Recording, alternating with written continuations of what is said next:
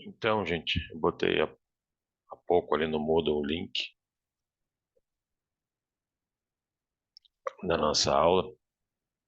Vamos ver se o pessoal vem chegando. Estamos na nossa segunda aula virtual de contratos. Eu já havia falado para vocês que tem ali uma modificação de datas. Tem um plano novo ali no Moodle. Na segunda-feira nós vimos aí contrato de jogo e aposta. Botei inclusive os slides ali no Moodle também.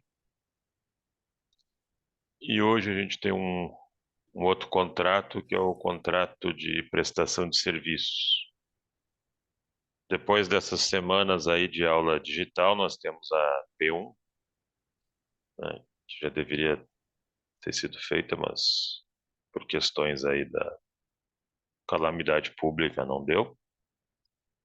A P1 que vai até o contrato de franchising, então não entra esses dois novos aqui, jogo e aposta e prestação de serviços. Semana que vem a gente faz aí uma aula costumo fazer um resumo, né? Destaco assim fatores mais latentes aí de cada cenário que a gente viu. Também mais um exercício inserindo contratos novos aí que vieram e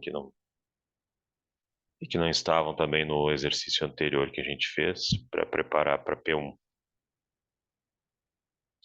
E o contrato de hoje é o contrato de prestação de serviços, que eu tenho aqui um slide que eu vou compartilhar com vocês.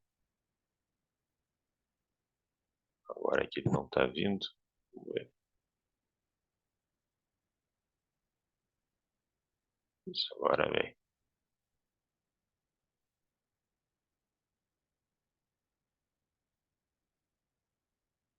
Ver se ele aparece.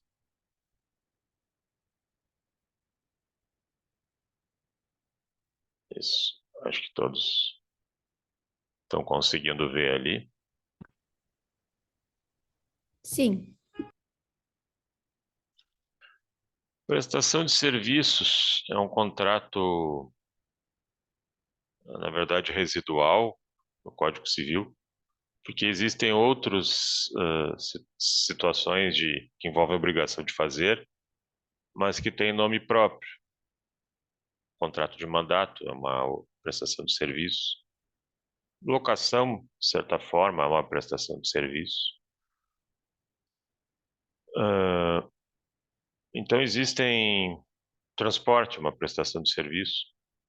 Então, existem situações que têm nome próprio e tem uma regulação própria.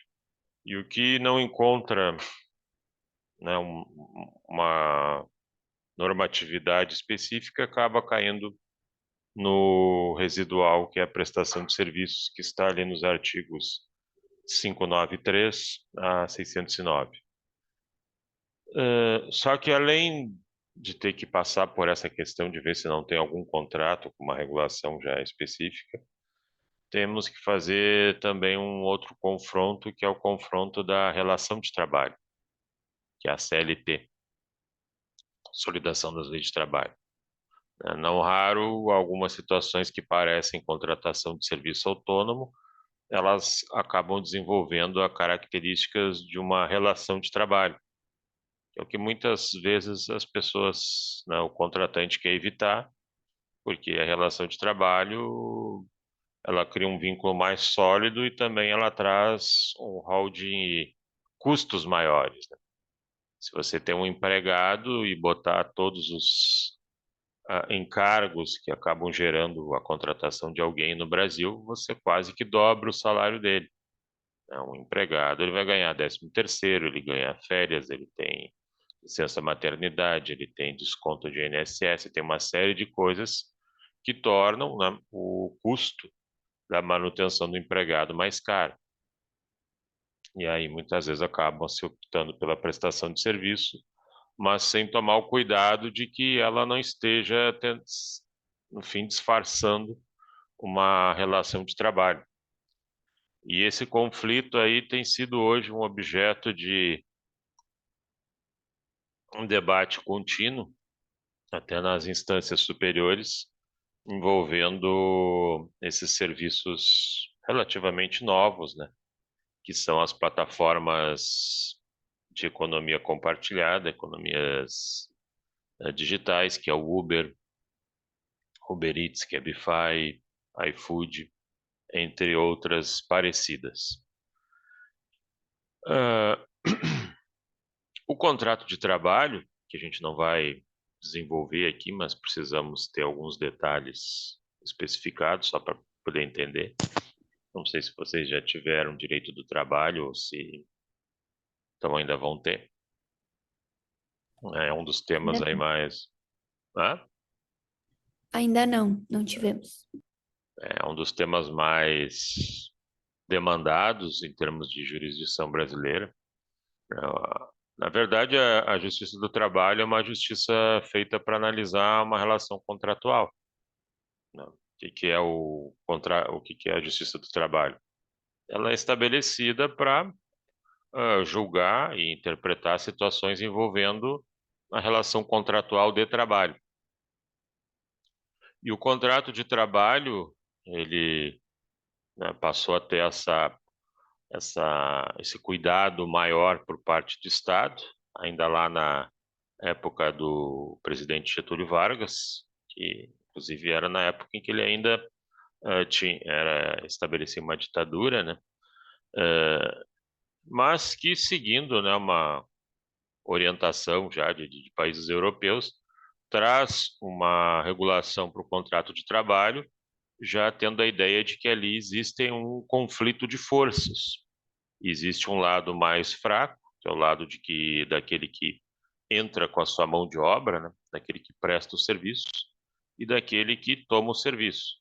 Então, para evitar justamente abusos desse que toma o serviço, né, de ter o controle, né, dessa prestação e ter o controle do salário, né, a renda do trabalhador, para que esses abusos fossem contidos e as pessoas não fossem submetidas a cargas horárias absurdas ou até mesmo com trabalho infantil, ou até mesmo coisas que hoje se tenta ainda combater, né, que já deveriam estar resolvidas aqui entre nós, mas a gente ainda naufraga um pouco nisso, que é a questão de discriminação de salários entre homens e mulheres para o mesmo tipo de cargo, né? Então são lutas aí que continuam. Uh, a CLT, Consolidação das Leis do Trabalho, é uma norma que observa o trabalhador como um hipossuficiente. Ele é um vulnerável na relação de trabalho. Então, ela traz, né, 90% da CLT são regras protetivas do trabalhador, são regras protetivas de quem realiza o trabalho, né, e são regras cogentes, né, os espaços para negociação ali, para exclusão de uma ou outra coisa, são bem diminuídos, né? Tu não pode contratar alguém na relação de trabalho e dizer, olha, tu vai trabalhar de noite, mas eu não vou te dar adicional noturno. Olha, tu vai trabalhar num espaço insalubre, mas eu não vou te pagar insalubridade, né? Então, são coisas impositivas que a lei traz e que fazem desse contrato extremamente regulado, né? Vamos dizer que é o espaço maior de intervenção estatal num contrato no Brasil, a meu ver, é o contrato de trabalho.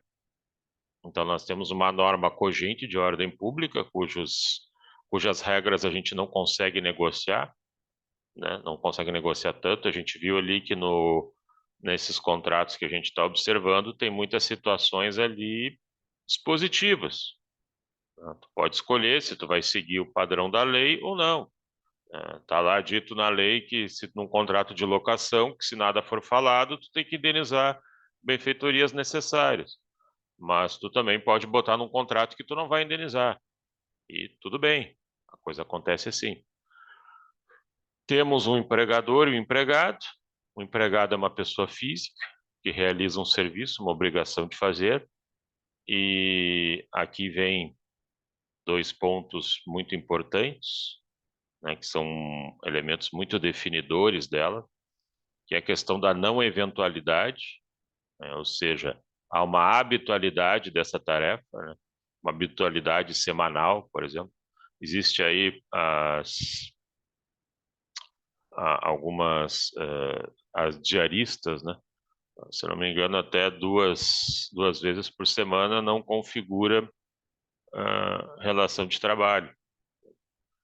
Melhor ainda se puder oscilar entre os dias, porque na medida em que tu vai criando um vínculo de um determinado horário X, sempre no mesmo dia, e colocando 3, 4 dias por semana, ainda que tu queira chamar de prestação de serviços, tu está começando a configurar uma relação de trabalho.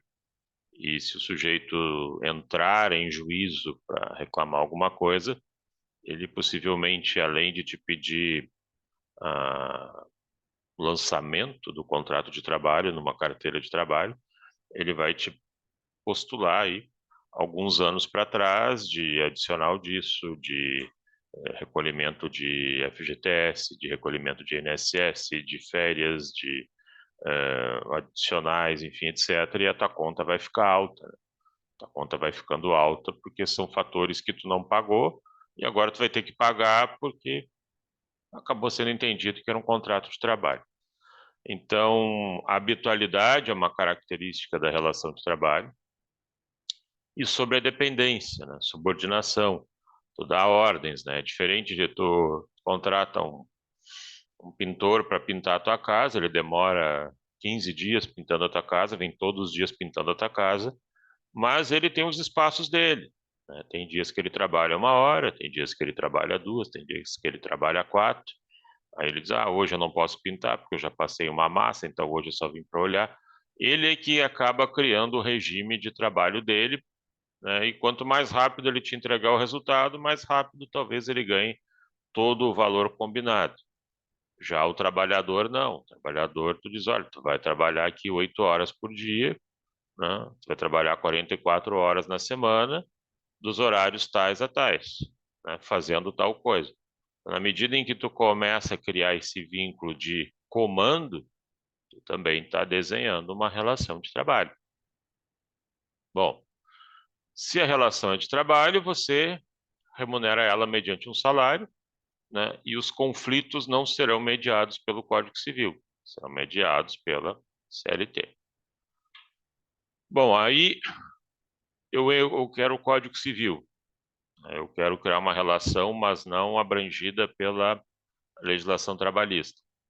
Aí lá no artigo 593, 594 do Código Civil, nós temos a figura da prestação de serviço. Saem aquelas partes empregado e empregador, para entrar prestador e tomador, prestador de serviço e tomador de serviço. Nós temos uma atividade temporária, né, querer configurar como para sempre uma prestação de serviços contínua e com habitualidade é um risco bastante grande. Né? Então a gente se atém a circuitos de trabalho menores, tempo de trabalho menor. Sem habitualidade, né, sem ter um número de horários, de horas X por dia, sem ter um número certo de dias em que você vai fazer essa atividade. O prestador tem autonomia técnica, né? Tu tem algo a fazer, mas tu não fica sob o comando de alguém, né, o tempo inteiro para te dizendo como tu vai fazer. Nós temos tanto serviços materiais quanto imateriais, tu pode ser contratado para ficar comentando um código, agora veio um novo projeto de Código Civil, então tu vai dar aulas comentando as novas regras dentro de um contexto de prestação de serviço. É uma atividade material, não é manual, né? Também está dentro desse contexto. Para a contratação de serviços lícitos, caso alguém resolva fazer um contrato para serviços ilícitos, o castigo da lei é você não ter a repetição da verba, né? digamos que você contrate alguém para vender drogas, né? Eu quero ter um prestador de serviço que vai vender drogas. E você paga esse sujeito, e o sujeito vai lá e não faz isso. Você não pode pedir de volta esse valor. O que está certo, né? Imagina, eu contratei ele para vender drogas, ele não vendeu, eu quero meu dinheiro de volta. Então não é cabível isso. Existe uma outra situação parecida com a prestação de serviços, que a gente vai ver depois, que é o contrato de empreitado, que também é uma prestação de serviço, e às vezes pode vir também com a obrigação de dar, de fornecer material. Empreitada a gente tende a associar muito à construção civil, né? Fazer um muro, fazer uma casa, fazer um prédio, né? Mas você pode ser contratado para fazer uma escultura. Qual é a diferença entre a prestação de serviços e empreitada? Empreitada, tu tem um objeto a ser realizado, né? Tem uma casa a ser feita, tu tem um muro a ser pintado. Já a prestação de serviços, tu quer alguém pelo tempo e não pelo resultado final. Tu quer que aquela pessoa fique prestando aquela atividade enquanto isso for interessante, né? Mas ela não precisa te entregar uma obra pronta. Já na empreitada, tu trabalha realmente com a ideia de obra. E pode demorar mais ou menos, enfim, mas tu tem um foco, né? Tu tem um resultado já delimitado, que é essa obra realizada, embora envolva também a prestação de serviço. E dentro da prestação de serviços, você pode ter também uma relação de consumo. E aí você trabalha com uma ideia de vulnerabilidade. Na prestação, na relação de emprego, na relação do contrato de trabalho, o prestador de serviço eles chamam lá ele de hipossuficiente. Então é um sujeito que tem uma redoma de proteção diferenciada. Já na prestação de serviço, Código Civil, quando ela começa a desenvolver uma caricatura de relação de consumo, o tomador de serviço é um vulnerável. Então aí você não vai usar só o Código Civil, você vai usar também o Código de Defesa do Consumidor, né? Então você pode contratar daqui a pouco uma prestação de serviços médicas, você pode ir numa clínica, você pode contratar uma prestação de serviços, talvez de contabilidade, enfim, com a configuração de uma pessoa física que entre no contexto de consumidor. O conceito de consumidor está escrito ali no artigo 2 da Lei 8.078, que é o Código de Defesa do Consumidor. Tá? Alguma dúvida aqui? Tudo ok? Tranquilo. Ok. Bom, aí o que que acontece? Onde é que as coisas estão começando, quer dizer, viraram um pouco mais caóticas, mais conflitivas e o judiciário, principalmente o judiciário lá de cima, não consegue falar a mesma língua. É o caso das plataformas de economia compartilhada. Isso aqui são situações distópicas, né? E ser distópico significa... quem está levantando a mão? A Eu, Isabela? Pode falar. eu só fico com uma dúvida. Quando é relação de consumo, aí não é mais contrato de prestação de serviço?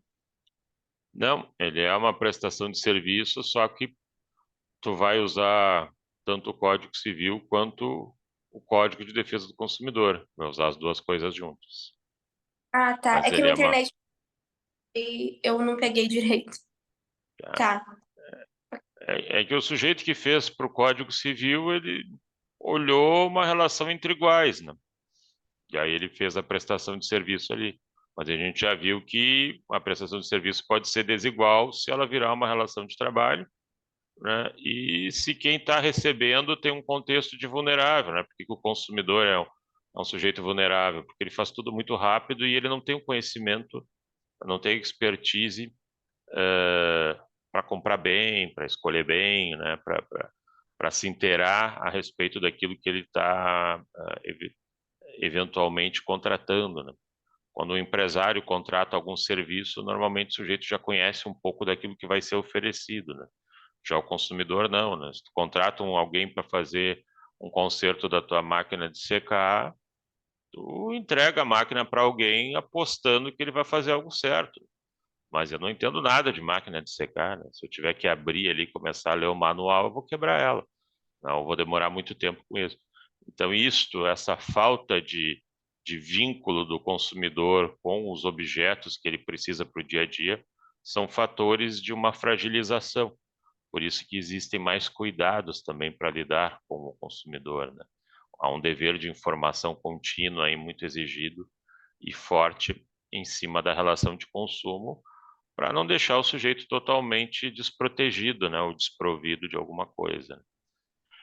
Mas, professor, qual que seria um exemplo daí de que não envolva relação de consumo? Porque todas as coisas que eu penso, de alguma forma, sei lá, todas as coisas que eu penso que poderia se contratar, eu não saberia se a pessoa está fazendo certo ou não.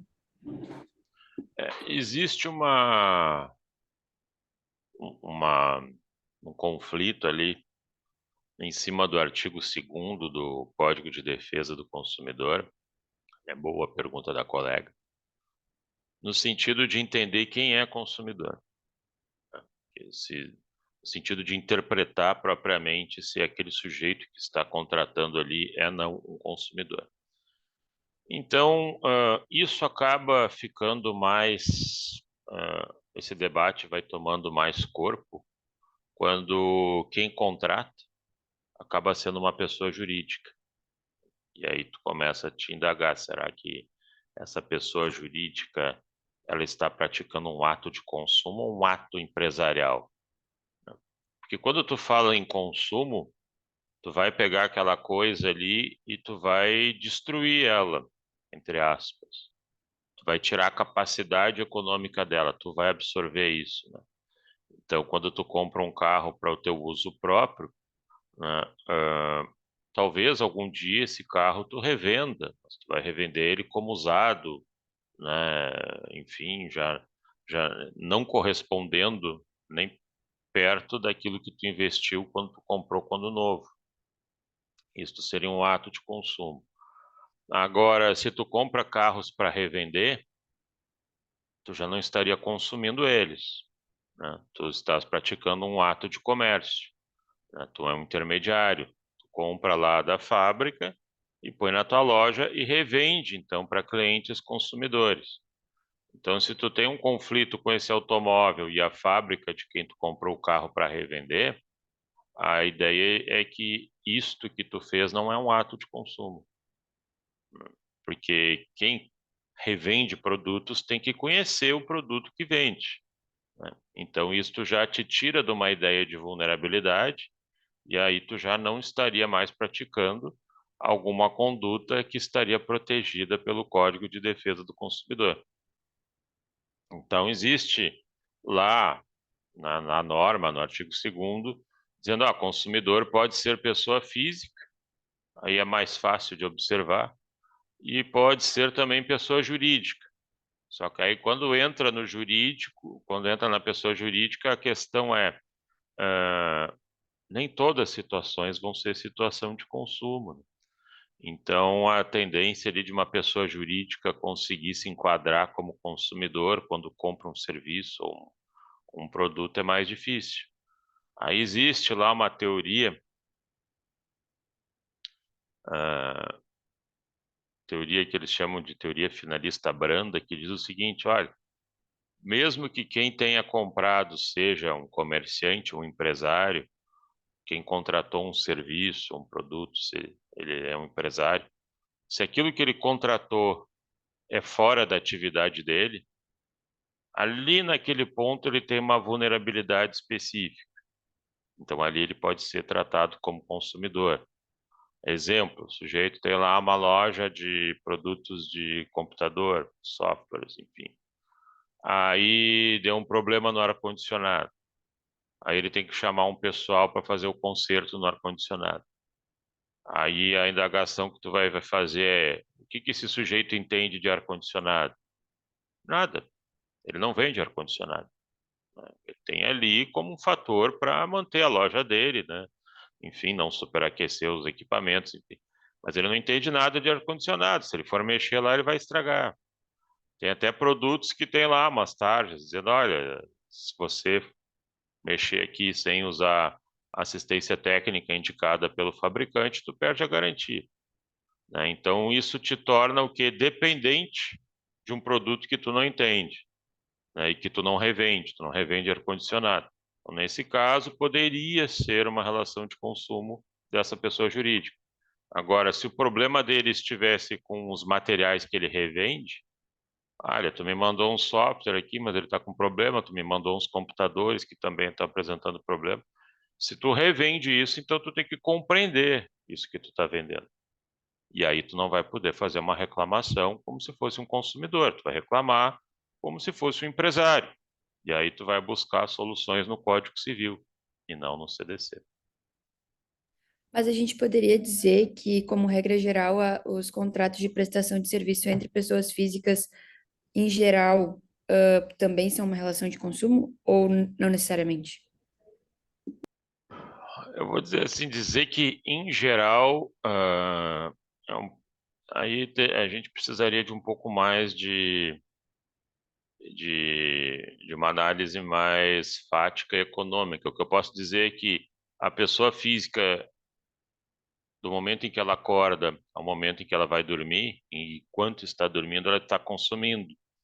E ela está atuando como consumidora. Ela tem outros fatores, outras relações, né? A relação que um médico tem com a empregada doméstica, por exemplo, é uma relação CLT, relação de trabalho, a relação que ele tem com alguém que fornece equipamentos para a atividade dele é uma relação empresarial, relação civil. Mas esse médico, quando acorda, ele está consumindo, por exemplo, um serviço de internet. Mesmo que tu não use, teu telefone está acendendo isso. Tu liga a torneira para receber água em casa, é um ato de consumo, né? Tu liga a energia elétrica, tu liga a luz, é um ato de consumo. Mesmo que tu não esteja consumindo, aquilo ali está sendo apresentado para ti. Então, se eu for dizer assim, durante a jornada do ser humano, nas 24 horas do dia, ele está praticando milhares de atos de consumo como consumidor, né? Então, talvez sim, a maior parte das relações sejam de consumo, mas tem outras que não são de consumo, e aí elas já têm o quê? Um olhar civil ou um civil empresarial, né? Se eu estou vendendo meu carro usado para alguém, e eu não vendo carros, eu não entendo de venda de carros, mas vou vender meu carro usado porque eu preciso de dinheiro, preciso me capitalizar para comprar um outro. Quem comprar pode até não entender de carro, ele até poderia dizer, eu sou um consumidor, mas eu não sou fornecedor. Eu não tenho a profissionalidade de vender carros. Então, se tu não consegue juntar consumidor com fornecedor, tu não tem relação de consumo. Então, se eu vendi meu carro para alguém e eu não sou vendedor de carros, nossos problemas a gente vai resolver à luz do Código Civil, né? Agora, se eu fosse um revendedor, sim, seria um ato de consumo, né? Não sei se Entendi. Muito obrigada. me fiz entender. Beleza, alguém tem mais alguma dúvida, gente? Então vamos aqui para os problemas. Os problemas mais atuais, para os quais o que acontece? O TST, uma parte dele diz uma coisa, outra parte diz outra, Tribunal Superior do Trabalho, né? Seria o STJ no comparativo do direito civil, e o STF diz outra. Então eles não conseguem falar a mesma língua. E, inclusive a jurisdição de segundo grau, trabalhista também, tem muito conflito em relação a isso, primeiro grau também. Por que eles não estão conseguindo falar a mesma língua? Porque isso daqui é moderno demais. E ele é moderno demais com peculiaridades que a legislação de 1943 não atende. Quer dizer, tu vai querer dar um caminhamento para essas plataformas, para essas atividades de Uber, com uma legislação da década de 40, né? Os grandes conflitos trabalhistas já foram resolvidos. Dizer, todas aquelas revoltas trabalhistas de mais direitos, de reconhecimento do trabalhador, e que no fim acabaram também como estopim das duas grandes guerras mundiais, foram resolvidos nos países ocidentais, Europa, Estados Unidos, Brasil. Então tu tem um calhamaço de normas protegendo o empregado. Pode ser que muitas vezes elas acabam não sendo muito bem observadas, mas aí é um problema de fiscalização e punição. Mas hoje, se você fosse pensar, vamos fazer uma greve porque determinada categoria precisa de mais direitos, isso é mais difícil. Eu acho que eles estão bem equipados do ponto de vista normativo, né? Agora surgem coisas novas, e essas coisas novas, distópicas, que enfrentam, né, que desafiam o que a gente tem, não tem regra. Não existe uma regra própria adaptada. E aí as pessoas não conseguem falar a mesma língua. E como elas não conseguem falar a mesma língua, a gente vai ver aqui os conflitos, né? Tribunal Superior do Trabalho. Isso foi a primeira decisão deles, envolvendo o Uber. Primeira decisão envolvendo o Uber, ela é de fevereiro de 2020, há um mês do Covid. Estava um mês para o Covid. O Uber, ele veio bem a calhar no Brasil, porque ele começa a operar depois ali, naquele ano de 2014, um pouco antes ali, foi um ano que a gente começou a entrar numa crise muito grande, depois teve até o problema do impeachment, enfim, etc. E muita gente perdia empregos, enfim, etc. E o Uber é isso que traz, né, uma perspectiva da pessoa ser um, uma espécie de empresário de si mesmo, né? Ser um empreendedor, né? E ganhar um valor, né, com a continuidade da sua atividade e que vem, então, talvez alguns olhassem como uma ideia de complemento e hoje muitos já são somente isso, só motorista de Uber, entre outros, né? E em fevereiro de 2020, o TST, por meio da sua quinta turma, tinha afastado um pedido de um motorista de Guarulhos em relação ao Uber. Ele queria que ficasse qualificado como relação de emprego, e aí ele postulava, né, direito a férias remuneradas, direito a 13º, direito à carteira assinada, INSS, FGTS, adicional de periculosidade, porque, né, pilota uma moto, enfim, etc. E aí o TST diz, olha, o motorista tinha a possibilidade de ficar offline, ou seja, isto enfrenta a ideia da subordinação. Lembra que eu falei ali na CLT, tem subordinação. Então, se tu tem a opção de ficar offline, tu não está cumprindo uma ordem no sentido de ter que trabalhar X horas por dia. Com flexibilidade na prestação de serviço. O motorista disse que havia trabalhado por quase um ano com o aplicativo entre julho de 2015 e junho de 2016. A pretensão era o registro na carteira de trabalho e recebimento de parcelas decorrentes da relação de emprego. O primeiro grau negou o reconhecimento do vínculo, mas o TRT, Tribunal Regional da Segunda Região, concluiu que estavam presentes habitualidade, onerosidade, porque o trabalho dele era remunerado, era um trabalho pessoal, era ele mesmo que realizava, e havia uma subordinação. A Uber sustenta que não é uma empresa de transporte, na verdade a Uber ela não tem um carro dela, né? Não existe um carro Uber que faça transporte de pessoas. É apenas uma atividade de exploração de plataforma tecnológica que junta parceiros numa economia compartilhada e que o motorista que aderiu a esse sistema concordou com os termos, enfim, etc. O TST disse que não tem o vínculo, porque há uma autonomia do motorista no desempenho da atividade, de quantas horas vai trabalhar ou não, então não está submetido à ordem de ninguém, tem flexibilidade para trabalhar. E o motorista acaba ficando com 70% a 80% do valor pago pelo usuário, né? Se fosse ao contrário, se o sujeito ficasse ali com 40%, 50%, aí já dá uma ideia que ele está sendo explorado, enfim, explorado no sentido da relação de emprego, e aí já poderia né, declinar para a ideia de que havia um contrato de trabalho. Mas como ele fica com a maior parte, então isso já era um indicativo também de que era uma prestação de serviço. Então, se não é relação de trabalho, o problema deles vão ser resolvidos na justiça comum, com o Código Civil.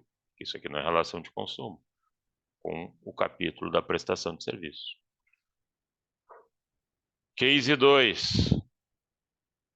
Uber Eats é relação de emprego, TST, mesmo tribunal.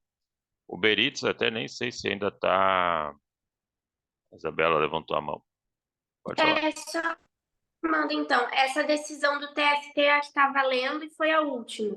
Quando Não, o senhor falou, não. não. Tá uma bagunça isso Tá. aqui. Tá. Então, quando o senhor falou que o STF entende diferente, é porque ele tá meio que dando que seria uma relação de trabalho. Não, o STF ele tem até hoje batido na tecla de que não é Não relação é de também. trabalho, mas eles vão Tá. fazer um julgamento aí de tema geral para tentar definir e dizer, olha, não é e ponto final e parem de fazer diferente. Essa é a ideia Tá. que ele quer chegar, porque ele tem modificado muitas decisões do TST, e aí o pessoal lá no STF diz, pô, já modifiquei uma, modifiquei duas, modifiquei três, quatro, cinco, seis.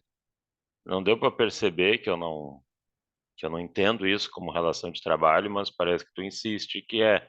Então eles querem criar um julgamento em que as instâncias inferiores tenham que, de alguma maneira ou outra, aceitar o que o STF está pensando. E aqui o TST, ó, já vamos para outubro de 2023, né, bem recente. Uber Eats em relação de emprego. Eu acho que aqui no Sul nem tem mais Uber Eats, nem sei se ainda. Acho que o iFood tomou conta de tudo. O processo de trabalho gamificado. Gamificação. Estratégia que utiliza elementos de jogos para engajar e motivar pessoas em contextos não relacionados a jogos. Busca incorporar características lúdicas como competição, recompensas e desafios. Então, no sentido de que é uma atividade gamificada, na medida em que quanto mais disponível tu tá, mais o algoritmo vai te procurar. E assim mais tu vai ganhar, né? Então, quer dizer, se tu trabalha para um Uber, aí eu quero dedicar só 2 horas por dia de trabalho para o Uber, a tendência é que o algoritmo da Uber te chame menos. Quando alguém chamar lá um Uber, tu nunca vai ser o primeiro a ser chamado, né? Tu vai ser sempre ficar numa fila e esse algoritmo vai compensar aquele que se desafia mais que aquele que está trabalhando de forma contínua, sem parar, 10 horas por dia, 12 horas por dia, enfim.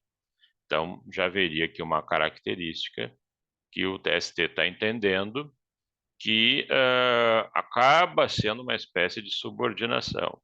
Quem trabalha mais, ganha mais. Ou seja, você atende o comando, né? O Uber te dá o comando, e aí tu pode recusar ou aceitar a corrida, né? A atividade. O motorista também disse que havia trabalhado entre 2015 e 2016. O primeiro grau negou, mas o TRT da segunda região concluiu que sim. O motorista sustentava que havia subordinação, que era penalizado quando desativava o aplicativo, com diminuição da demanda de serviços, que a plataforma detém o poder de funcionamento de entregas e que não tinha liberdade de jornada e nem do meio de transporte utilizado para trabalhar. Quer dizer, teria que usar uma moto, não uma bicicleta.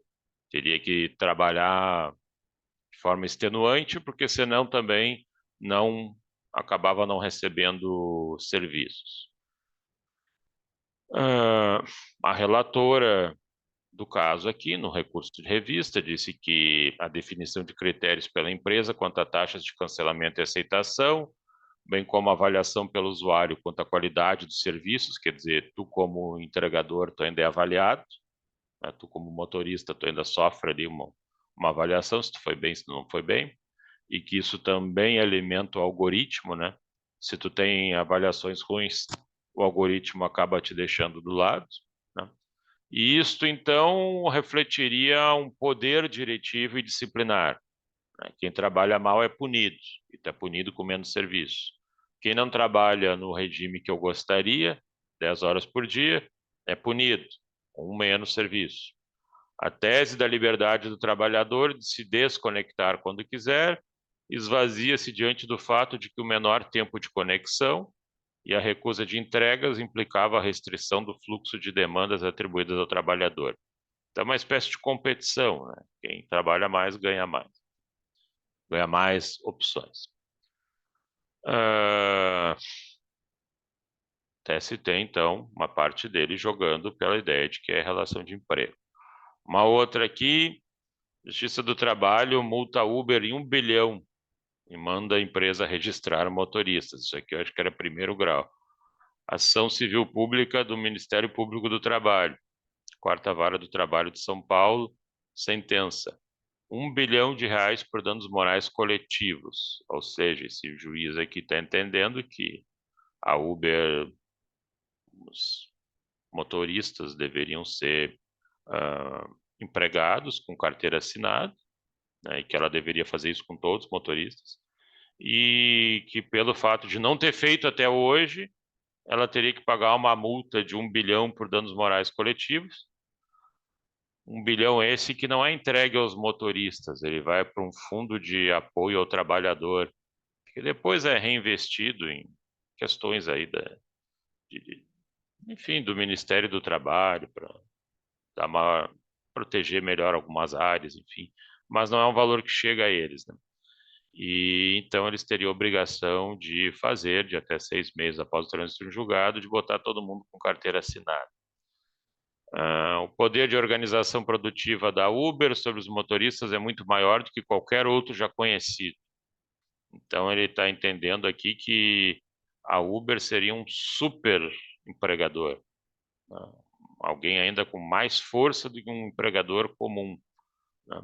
Trata-se de um nível muito maior, mais efetivo, alguns trabalhando com o inconsciente coletivo dos motoristas, indicando recompensas e perdas por atendimentos ou recusas, né? Então tem a demanda, não quer, você é punido.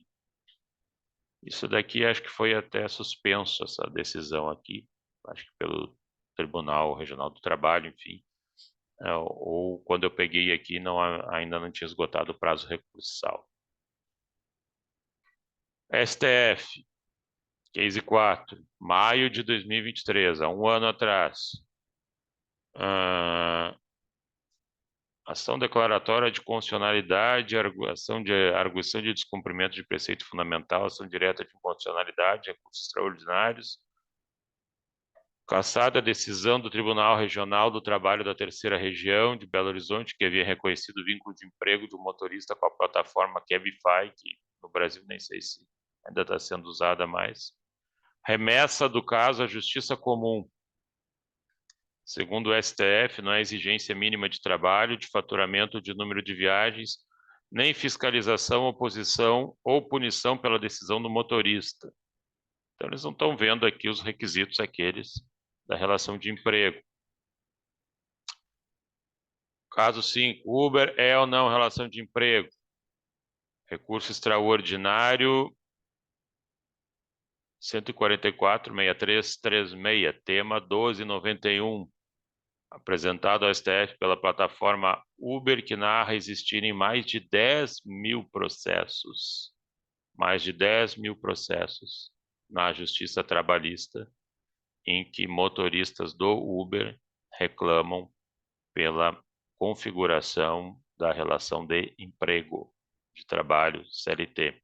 Então, o STF, ao julgar esse tema, que ainda não foi julgado, né, vai então botar uma pá radical final, né, em cima do reconhecimento de ser ou não relação de trabalho. Mas tem lugares do mundo em que é. Na Califórnia, tem uma legislação lá que entendeu que a Uber é relação de emprego, ok. Mas a relação de emprego nos Estados Unidos é diferente da nossa. À medida que aqui você tem normas cogentes, né, de encargos, inclusive, que tu não pode abrir mão, né, Lá não, lá tu negocia, né? Tu negocia, inclusive, tu não paga 13º nos Estados Unidos. Normalmente tu entrega um bônus para o empregado em razão da produção da empresa, enfim, mas não existe uma regra fazendo isso. Férias também são menores, é um outro tipo de negociação. Então, para você ter um empregado nos Estados Unidos, é muito menos custoso em termos de encargos somados ao salário do que no Brasil. Então, para lá é mais fácil de assimilar isso. Agora, se a Uber virar um prestador, um empregador, e todo motorista de Uber se transformar num empregado CLT, o que vai acontecer? A Uber vai embora. Não, eu acho que ela não fica aqui, porque são muitas pessoas vinculadas a ela, e ela vai acabar tendo que assumir uma série de encargos a mais que ela não está esperando gastar. Então, também tem esse risco, que é o de expulsar a plataforma daqui. Claro que a gente não vai dizer, não vai acabar caindo numa coação. Ah, ele faz o que ele quer, senão ele vai embora. Não. A questão é entender com o que a gente está lidando. E com o que a gente está lidando significa o quê? Que a CLT não é suficiente para isso, né? E o Código Civil, ali, prestação de serviço é um setor residual, ele é fraquinho para isso também. Então, deveria ter uma legislação própria, regulando alguns direitos, talvez não os mesmos de uma relação de trabalho padrão, mas algumas situações também para proteger o sujeito, principalmente em acidentes, né? Os entregadores de Uber e Rap e iFood usam motos. O número de acidentes de motos no Brasil é muito grande. Então, eles estão expostos a riscos. Aí o sujeito se acidenta e fica aí dias, semanas sem poder trabalhar. O que acontece? Quem é que subsidia ele? Agora, a União Federal resolveu trazer eles para o INSS e gerar uma contribuição. E muitos ali não gostaram, né? Disseram que vão ter perdas patrimoniais, enfim, as coisas ainda me parecem um pouco longe de serem resolvidas. O STJ, Superior Tribunal de Justiça, 2019, ação de obrigação de fazer, ajuizada por motorista de aplicativo Uber, relação de trabalho não caracterizada. As ferramentas tecnológicas disponíveis atualmente permitiriam criar uma nova modalidade de interação econômica, fazendo surgir a economia compartilhada, sharing economy, em que a prestação de serviços por detentores de veículos particulares é intermediada por aplicativos geridos por empresas de tecnologia. Compete à Justiça Comum Estadual julgar a ação de obrigação de fazer, com reparação de danos morais e materiais, ajuizada por motorista de aplicativo junto à Uber, ou seja, não é relação de trabalho na visão do STJ. Aqui também uma outra situação, case 7, iFood, Ministério Público de São Paulo e coronavírus. O TRT da segunda região cassou ali em abril de 2020, um mês depois, 15 dias depois da decretação da pandemia do Covid. Cassou uma liminar da Justiça de Primeiro Grau de São Paulo, que ordenava o iFood a pagar um salário mínimo para entregadores que estivessem no grupo de risco ou com suspeita de coronavírus, e que ela ainda fornecesse álcool gel aos trabalhadores e providenciasse capacetes, uniformes e espaços para higienização de veículos. E aqui um outro interessante, mas saindo da visão se é relação de trabalho ou não, mas sim uma relação civil, que é o REP, envolvendo um condomínio e um dano moral. Um entregador do REP ali, ele deixou medicamentos, eu acho que na portaria de um condomínio em São Paulo, e aí a pessoa ali que ia receber, acusou ele de não ter deixado a mercadoria, de ter ficado com ela, né? Isso é uma acusação de furto, apropriação, enfim. E depois se descobriu que ele tinha deixado no condomínio, só que aí algum porteiro deixou num canto lá e o pessoal achou que ele não tinha entregue, na verdade ele tinha entregue. E quando ela foi reclamar, o rep na hora já desconectou ele, né? Não deu nenhum espaço assim de ampla defesa para ele poder se defender e falar alguma coisa. Foi lá e cortou ele. E aí então ele entrou com uma indenização contra o condomínio e o rep ali. E aí ele recebeu ali 10 mil de indenização por danos morais. E o tempo que ele ficou desconectado, foi estabelecido ali um custo de R$ 51 por dia, durante o período de 6 meses, que ele não pôde trabalhar com a plataforma. E o REP foi também condenado a recadastrar ele até 48 horas, sob pena de multa diária de R$ 500 por dia. Então, aí um tratamento na visão da ótica do direito civil. Também temos a questão aqui de danos ao passageiro, e aí a gente já traz o Uber para uma relação de consumo, né? Então eu, como usuário do Uber, eu estou contratando uma prestação de serviço, mas eu sou também um consumidor. E aí nós temos uma situação de defeito do serviço, que é o artigo 14 do CDC, que quando a gente chama defeito é alguma falha envolvendo segurança. Quando a gente tem alguma coisa que não funciona, comprou um celular que não funciona, a gente chama vício do serviço. Isso é lá artigo 20 do CDC. Quando tem uma questão de insegurança junto desse serviço prestado de forma errada, nós temos o chamado defeito. Mãe e filhas deixadas em plena madrugada em via pública porque a menor de 3 anos, ao sair do hospital, vomitou no banco traseiro durante o trajeto, interrompido pelo motorista. Então a criança vomitou no carro, o cara expulsou as duas e deixou ao relento. Abalo psicológico, manifesto capaz de afetar condições pessoais morais da autora, violação à sua dignidade. Indenização baixa, né, fixada em R$ 5.000. E aqui isso aqui é argumento do relator, né? A Uber recorreu porque isso aqui entrou no Juizado Especial Civil e o relator até disse, a indenização fixada em R$ 5.000, que foi até irrisória, em razão do ocorrido e do sofrimento infligido ao consumidor. Não, ele está dizendo, olha, deveria ser até mais, né? Até pela capacidade da Uber também deveria ser mais. Então também temos aí, né, nesse emaranhado, essa versão que, além de ser uma prestação de serviço, o Código Civil também entra junto o Código de Defesa do Consumidor. Ok aqui? Tudo certo. Então tá.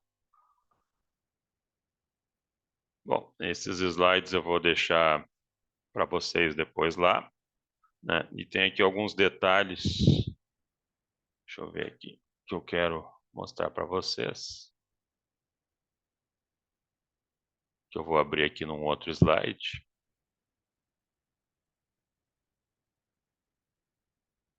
É o slide 2.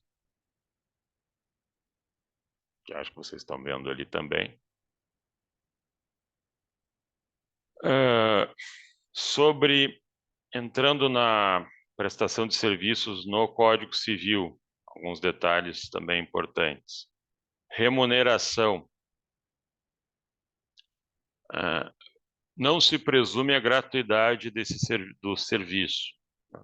Nós vimos lá que tem cenários ali de alguns contratos em que eles presumem a gratuidade. Um deles é mandato, salvo se o sujeito trabalha profissionalmente. E aqui na prestação de serviço a regra é que ela não seja gratuita.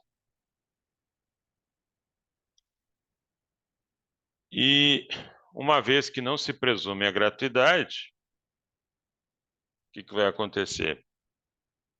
se não foi fixado um valor, ele vai acabar sendo arbitrado judicialmente. E aí, nessa configuração de se chegar a um valor que não foi combinado, a gente vai usar os costumes do local, o tempo do serviço, qualidade do serviço, né? Lá na relação advogado-cliente, né, o contrato de mandato,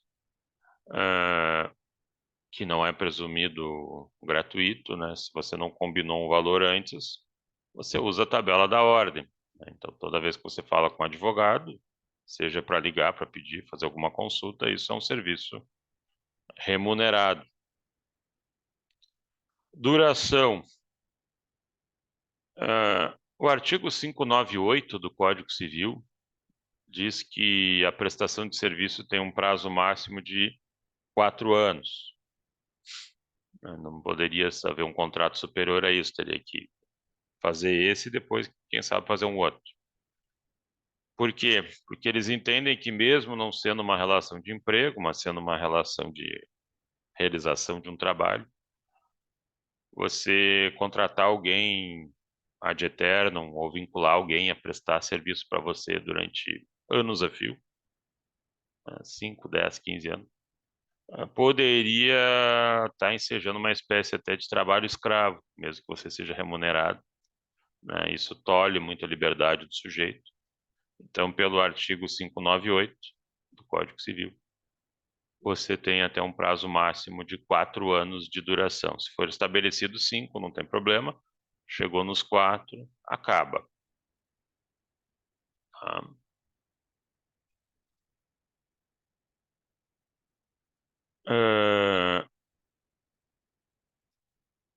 Lá no contrato de trabalho, a gente chama de demissão.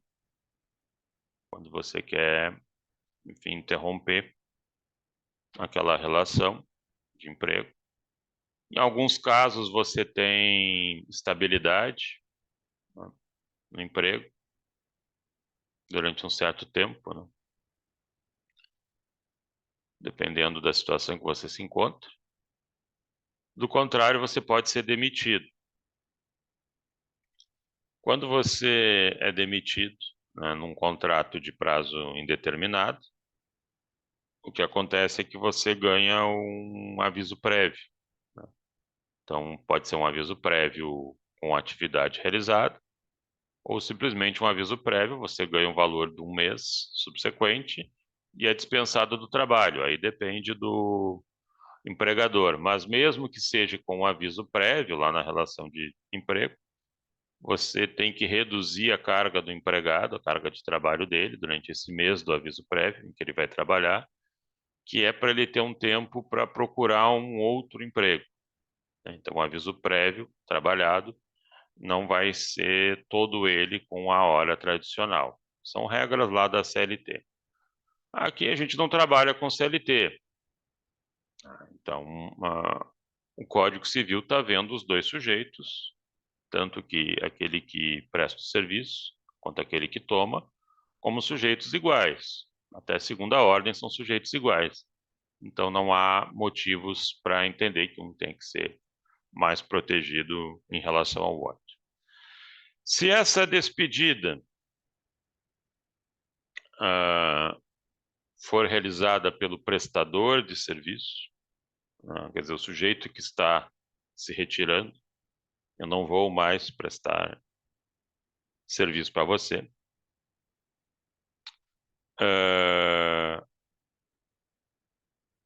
ele pode ter até que pagar perdas e danos. Pode ser que ele tenha que indenizar o tomador de serviço por perdas e danos. Ele não pode se despedir sem justa causa, né? Dizer, olha, tô me retirando por quê? Porque eu estou prestando um serviço aqui, mas tu não me traz o material que eu estou te pedindo para poder realizar a minha atividade. Então eu estou me retirando. Aí é uma justa causa. Agora, simplesmente dizer, olha, não quero mais, por motivos meus, enfim. Tu só tem direito à retribuição até aquele momento em que tu trabalhou, e se isso causar perdas e danos ao tomador de serviço, ele vai ter que indenizar. Se o tomador de serviço resolver dispensar o prestador, artigo 603, sem justa causa, olha, não quero mais, tu paga para ele o que se venceu, né, o que ele tem direito até o último dia que ele trabalhou, e mais a metade do que ele receberia até o fim do contrato, se for um contrato por prazo determinado. Daqui a pouco era um contrato aí por 2 anos, né, passou 1 ano e aí tu resolve despedir o sujeito. Então ele teria direito a título de indenização, mesmo não trabalhando, o valor que ele receberia durante 6 meses. Isso está ali no artigo 603 E do se o Código Civil. contrato fosse de prazo indeterminado, daí faria tipo uma média do quanto faltaria para acabar o serviço? Aí existe uma regra de aviso prévio, que está lá no artigo 599 do Código Civil. Aí ele diz que tu tem que dar um aviso prévio referente ao ganho de 8 dias se o salário foi fixado por mês, se a retribuição foi fixada por mês. Tu teria um aviso prévio de 4 dias trabalhados se o salário, se a retribuição foi fixada por semana ou quinzena. Ou tu teria um dia de aviso prévio se o contrato aqui durou menos de 7 dias. Então tá ali no 599.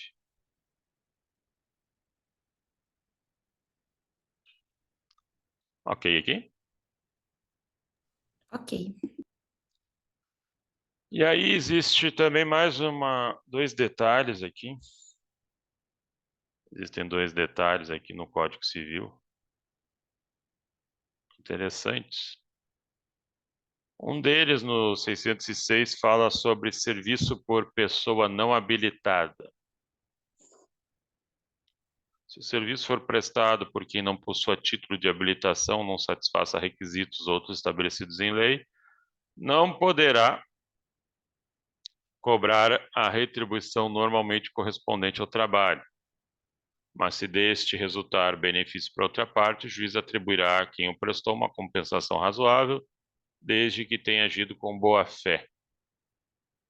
Tem atividades que trabalham com título de habilitação, mas se entende que esse título não vai ser um diferencial em termos de total segurança se alguém que não tem esse título fizer a mesma atividade, embora não esteja cadastrado, né, numa determinada estrutura que lhe daria, então, um título de habilitação. Então, um exemplo, você tem aí corretores de imóveis. Daqui a pouco alguém intermediou uma venda de um imóvel. Intermediei uma venda de imóvel entre um amigo e um vizinho. Então, eu quero cobrar uma remuneração, quero uma comissão por essa corretagem que eu fiz. Bom, mas você não é corretor de imóveis. Ok. Na praxe, isso varia um percentual de cidade a cidade, né? Digamos aqui, acho que Porto Alegre é uns 6%. Então, na prática, você não é um corretor de imóveis com habilitação, você não ganharia esses 6%. Mas não significaria que você não vai ganhar nada, porque a operação aconteceu, quem queria vender o imóvel vendeu e ganhou dinheiro. Então, a gente pode, né, reduzir esse percentual, mas garantir que a pessoa vai receber algo. Ou às vezes a pessoa também realizou uma atividade sem saber necessariamente que ela só estaria autorizada se tivesse lá um título, uma carteira específica, tivesse feito ali um registro especial para isso. Então, esse poderia ganhar. Não tudo que ganharia alguém habilitado, mas poderia ganhar. Por outro lado, esse mesmo 606 no parágrafo único, diz que se essa habilitação decorre de um serviço prestado, né, de forma congente, né, e se não ter essa habilitação corresponde a violar uma lei de ordem pública, aí o sujeito não tem direito a remuneração nenhuma. É o caso, por exemplo, do falso médico, né? Eu tenho visto aí nas redes sociais que tem tido bastante isso até, né? Tem sujeito até que entra no hospital, transita pelo hospital, põe roupa de médico e começa a atender, né? Ou é um psicopata ou é um surtado total. Outros que também dizem que são psicólogos e nunca fizeram a faculdade de psicologia, né? Nunca fez o curso de medicina, e tem até falso advogado também. Sujeito que diz que é advogado e não é. Isso são até práticas delitivas, né? São práticas criminais, né? Porque aí tu expõe a incolumidade a um risco, porque não é só um título de habilitação, é todo anos de estudo que levam àquele título de habilitação, né? Um médico, por exemplo, ele não, um sujeito que sai formado na faculdade de medicina com o título ali de clínico geral, ele pode fazer o que ele quiser. Ele pode até fazer cirurgia neurológica, se ele quiser, por conta e risco dele. Ele diz, mas tu não tem residência em neurologia. Não, não tem, mas eu estudei, enfim, né, fiz isso, e eu me sinto habilitado a fazer, ok. Claro que as exigências vão ser mais fortes em cima dele. Ele pode fazer isso? Pode fazer, só que ele não pode anunciar, né? Então, quer dizer, se tu é um clínico geral, tu não pode te anunciar como um cirurgião plástico, mas tu pode fazer uma cirurgia plástica, não há problema. Por conta e risco, mas tu está habilitado a fazer isso. Agora, se tu não tem nem faculdade de medicina, aí tu já vira charlatanismo e qualquer falha que tu cometer, pode responder ali até por tentativa de homicídio, né, ou lesão corporal grave, enfim. E aí o sujeito não tem direito a nada. Ok aqui? Ok.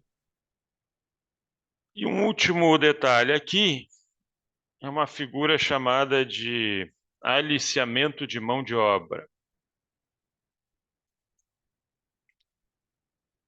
Aliciamento de mão de obra é você seduzir, atrair pessoas já contratadas por instrumento escrito, né, já contratadas por alguém, a largarem esse tomador de serviço e passarem a trabalhar para você. Uma coisa é você botar lá no Instagram, LinkedIn, estamos contratando, né?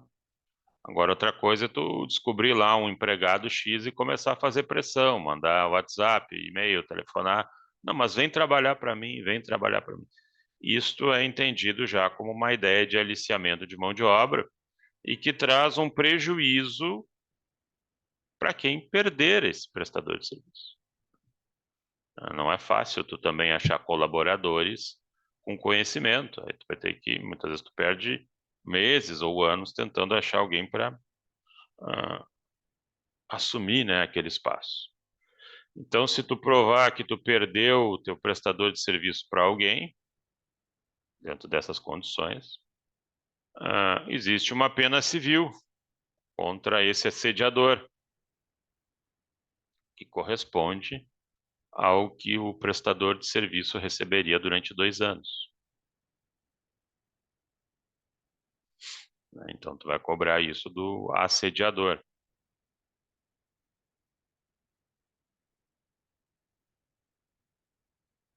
O senhor pode repetir qual é que é uma penalidade civil e daí como é que funciona? É uma multa de 2 anos do que o prestador de serviço receberia. Isso vai ser reivindicado pelo tomador de serviço que teve seu empregado retirado por isso, por assédio, né, por uma pressão, né, do outro. Pode perguntar, Isabel. Mas aí, nesse caso, é só o tomador de serviço que vai receber, o prestador não, Não, o prestador ele foi para um que saiu outro. do. Ele saiu, foi fazer um outro contrato, né? Então, quem é o prejudicado Tá, aqui é o prestador de serviço, o tomador de serviço. ok. E existe uma figura ainda mais cruel do que isso, né? Que aí já é uma questão de concorrência desleal, eu diria muito desleal, ah, que até figura criminal pode, pode virar. Quando tu faz um aliciamento de mão de obra, não porque tu está interessado no prestador de serviço de alguém. Né? Eu quero pegar o cara pronto, o cara já vem treinado, né? Não vou ter gasto com isso, e um cara que, né, é muito bom. Isso é muito comum, por exemplo, no futebol. Esse tipo de situação aqui de aliciamento de mão de obra, ficar fazendo pressão para tirar um jogador para trazer para o teu time. Mas existe uma situação mais grave, que seria o fato do que de tu assediar esse prestador de serviço, não porque tu quer a mão de obra dele, mas porque tu quer que o teu concorrente não tenha mão de obra. Então, daqui a pouco tu é uma empresa grande, tem outras menores ao teu lado, e tu quer te livrar dessa concorrência. E aí, como é que tu te livra da concorrência? Esgotando a mão de obra. Então, tu tira um pouco de cada um, ou tira deles, e daqui a pouco eles não têm mais aonde buscar, né? Daqui a pouco é uma cidade pequena, enfim. Essas empresas sem mão de obra vão fechar. E aí tu vai conseguir garantir o teu monopólio. E daqui a pouco tu demite também todo esse pessoal, manda embora. Porque tu queria só prejudicar o concorrente, tirando a mão de obra dele. Aí tem até uma questão de punição administrativa, do CAD, Conselho de Defesa Econômica, enfim. Aí vai tomando outros contornos esse tipo de ação já dolosa mesmo, né? Mais dolosa para expulsar a concorrência.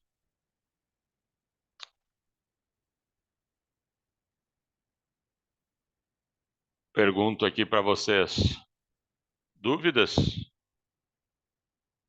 Eu tenho só uma. Nesse caso, é só prestação de serviço que não configura relação de trabalho, é isso?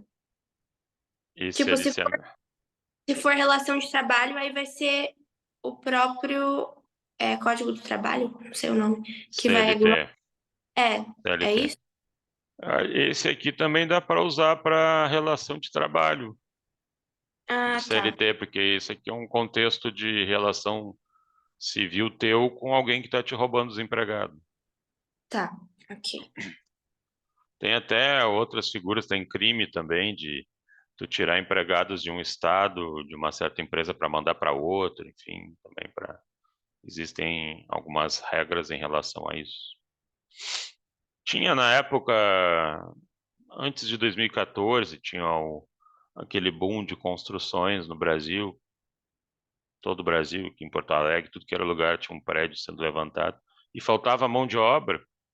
E aí eles estavam entregando muito prédio, assim, que vivia cheio de problemas. Eles pegavam o cara que era pizzaiolo e não quer trabalhar de pedreiro, te paga o dobro. Cara aí, eles chegavam a passar nas obras de caminhão, perguntavam pro pessoal quanto é que tu ganha por hora, 50, vem trabalhar para mim que tu ganha 100.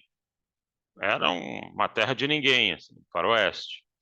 E a coisa acontecia nesse contexto porque faltava material, faltava mão de obra e eles estavam vendendo muito, né? Foi o início do Minha Casa Minha Vida e tal, e depois a coisa embolorou, veio a crise e tal, e aí parou. Agora estava recomeçando e agora já não sei com essas enchentes aí. Acho que voltou, né, para o início. Mas então, gente, alguma dúvida? Algo a mais? Então tá. Tranquilo. Temos mais 2 encontros semana que vem, digitais. E aí esperamos aí poder voltar para o presencial. E aí semana que vem a gente faz um resumo aí, um exercício. E depois na volta já é a P1, que a gente tem que fazer em algum momento, por isso que eu botei logo depois, porque senão daqui a pouco eu vou fazer a P1 juntada com a P2. Um dia vai ser P1, outro dia vai ser P2. Então a gente tem que despachar ela de alguma maneira, né? Então tá bem, por hoje era isso daí. Obrigada, Boa. professor. Obrigada, professor. Professor, Ah, posso só perguntar um negócio que não tem muita conexão com a aula? sim. Eu participo da Liga de Finanças da PUC, da Escola de Negócios, e eles me pediram para ajudar eles a fazer o estatuto, porque eu sou do direito e eles não, enfim. E aí eu queria saber se teria alguma regra. Eu dei uma pesquisada na internet, mas assim, se o senhor tem conhecimento, se para esse tipo de estatuto tem alguma regra específica para eu me atentar, não descumprir assim, ou que o senhor saiba que eu possa pesquisar em algum lugar. Ou não, é mais só eu pegar um modelo na internet e seguir assim. É liga do quê? O que que é? É tipo essas ligas de alunos, sabe? Que tem competição, aí tem, organizam eventos. Liga de universidade mesmo, de alunos. Não chega a ser uma associação, né? Então, é isso que eu fiquei na dúvida, se seria tipo um filan... Não, é isso que eu não sei, assim. Tem que Que eu... definir se eles querem fazer uma associação ou não, né? Se é só Uhum, um vínculo entre as pessoas momentâneo para uma certa atividade, né? uhum. Pode fazer um estatuto ali provisório. Agora, se elas querem fazer algo mais consistente, talvez tivesse que pensar numa associação, regras de entrada, regras de saída, contribuição, quais as atividades, o que que cada um tem que fazer. A ideia seria que teria tudo isso, até porque tem um processo seletivo para entrar e cada aluno que está ali tem regras a cumprir para se manter ali, tem um presidente, tem todas essas coisas assim. Talvez eu acho que tem alguma questão aí mais de associação. E Associação, aí é o estatuto de associação. tá, eu vou pesquisar E então. aí tem que registrar o contrato também no registro Aham. civil de pessoas jurídicas, enfim. Né? Ah, Quanto mais organizado, menos problemas vai dar depois, né? tá. É que eu fiquei preocupada, né? Porque eles estão contando com a minha expertise em relação a. Eles têm que perguntar para eles, vocês querem fazer uma associação? Como é que vai ser a entrada, a saída, a contribuição, enfim. Aí a gente tem um plano mais consistente. Ou vocês querem uma coisa passageira? Tá, então eu dou uma olhada em contrato de associação, né? É estatuto de associação, Tá, tá bom. Obrigada, professor. certo? De nada. Um abraço. Tchau. Até mais.